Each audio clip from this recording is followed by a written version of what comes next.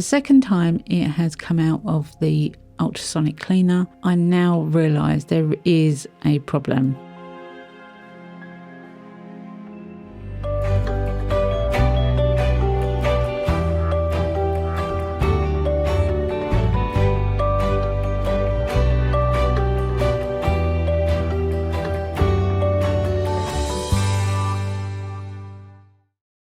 Hey, welcome back to my channel. It's Wendy here from Toonpish Crafts, and I hope you're doing okay.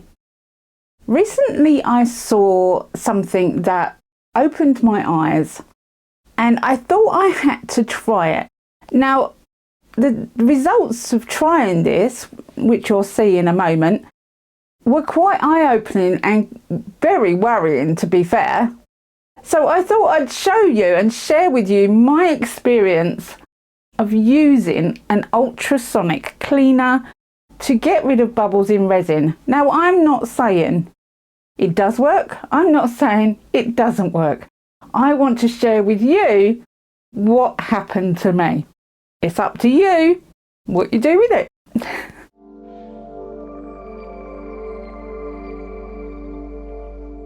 So when I saw this idea, I went straight to Amazon. I purchased this ultrasonic cleaner. Now, the reason I purchased it was because I thought it would be deep enough to take a large cup. That's the only reason.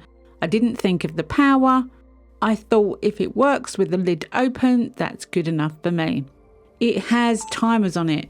It bleeps and you can change the time frame. Now, I just left it throughout this experiment as the one time that it had on it, which was 1.5 minutes, 180 seconds, that's all.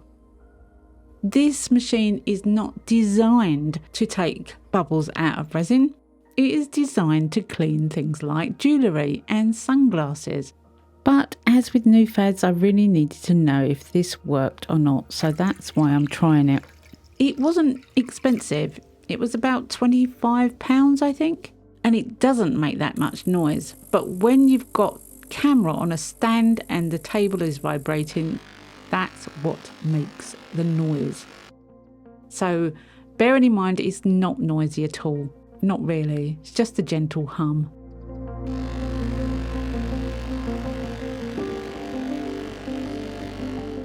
I was pushing the button to see if I could change the power setting, but unfortunately the only thing I could change was the time. So I stuck to the original 180 seconds, although there was a 90-second option.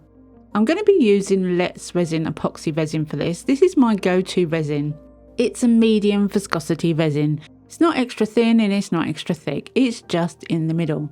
I'm going to be making 200 ml of resin. That's 100 part A and 100 part B. And I'm going to be stirring this up quite vigorously to actually not add bubbles, but not worry about bubbles in there.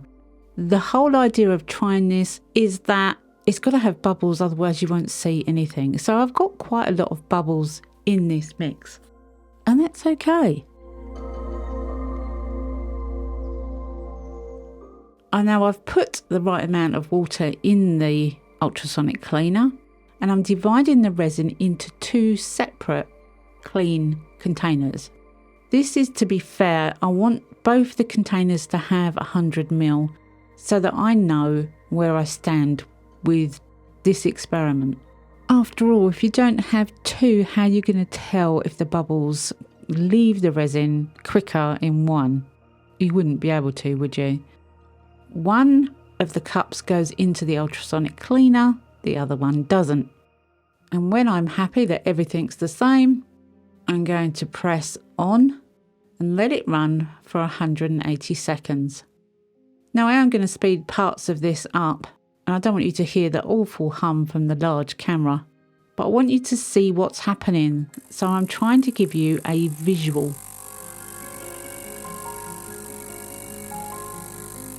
I did turn the sound down when you have the large camera on because the buzz is incredible, but it looks like the resin is actually degassing quite quickly compared to the resin that is sitting on the worktop.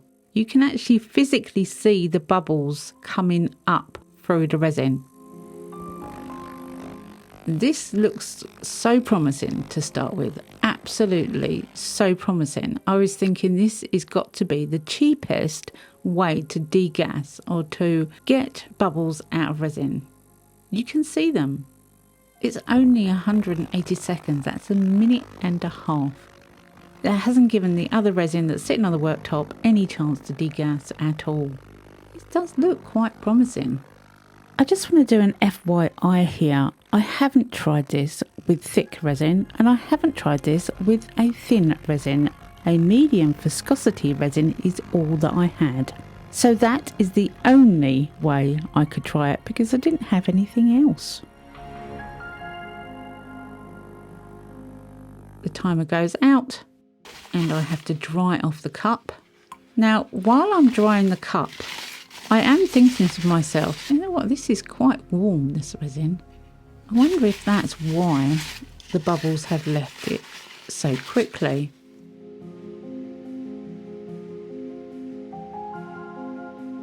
It has degassed it, not completely, but it's made quite a difference. Now, as I've heard, if it hasn't worked fully the first time, you do it again. So I've put it back into the ultrasonic cleaner and I put it on for another 180 seconds. Again, it's only a minute and a half. And you can definitely see the rest of those bubbles coming up to the surface. I'm quite impressed at this point. I'm thinking, you know what, this has got to be the cheapest way to degas resin.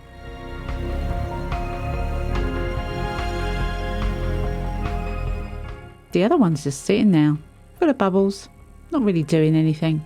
Well, it's only been a couple of minutes. These close-up, you can clearly see that the resin is being moved around very quickly in this container. The second time it has come out of the ultrasonic cleaner, I now realise there is a problem. It hasn't got rid of any more of the bubbles, but it has increased its temperature.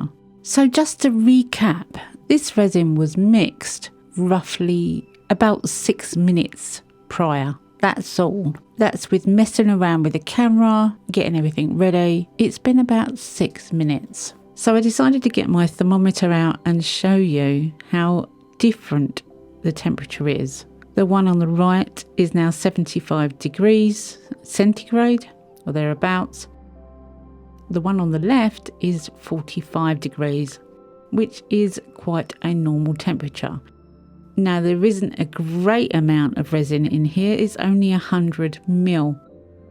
And really, at this time of the year, I do not expect 100 ml of resin to go exothermic.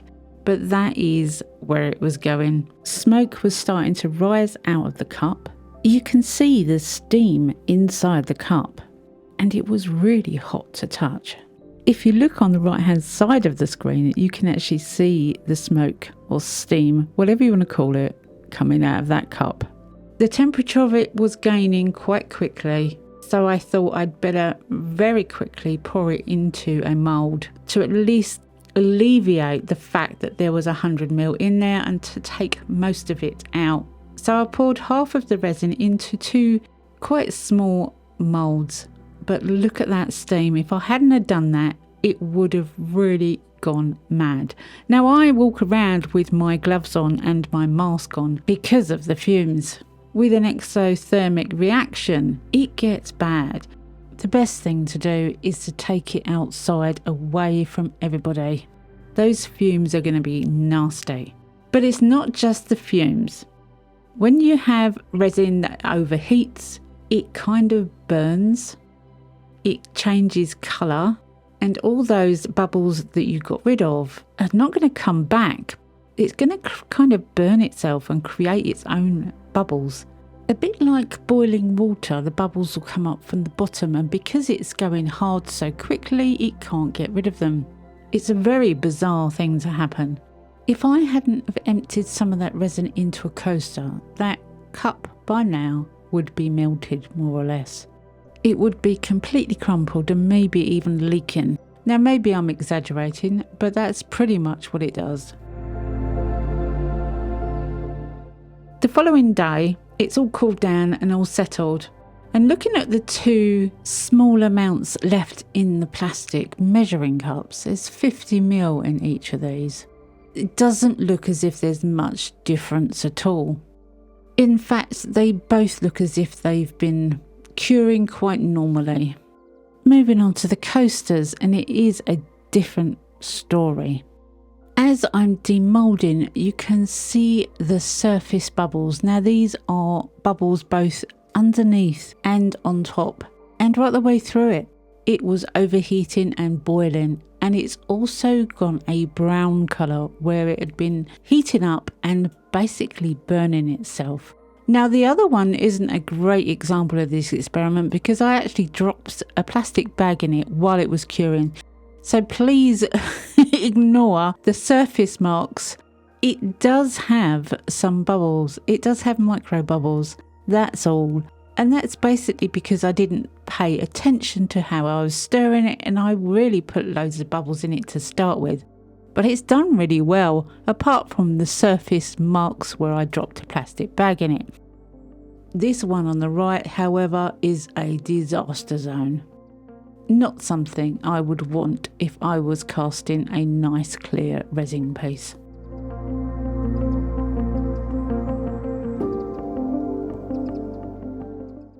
Now I did go on to demould the resin from the cups. So basically I had to sacrifice these cups, but they were sacrificed anyway for this experiment. So once I'd cut the cups away and got the resin out, I could see a little bit more of how it coped with the temperatures. Looking through them, there doesn't seem to be that much difference. I would say the one on the right does have a few more bubbles in, but not many. But it is slightly, ever so slightly off-coloured. It's not as crystal as the one on the left. So that concludes the experiment I did with the ultrasonic cleaner. Now I'm not saying don't use an ultrasonic cleaner. I'm saying if you do, just be careful. Anyway, thanks so much for watching this one. I hope you've enjoyed it and I hope you've got something out of it. Come back and see me next week because you never know what I'm going to be doing, because I never know what I'm going to be doing. Have a great week, happy crafting, and bye for now.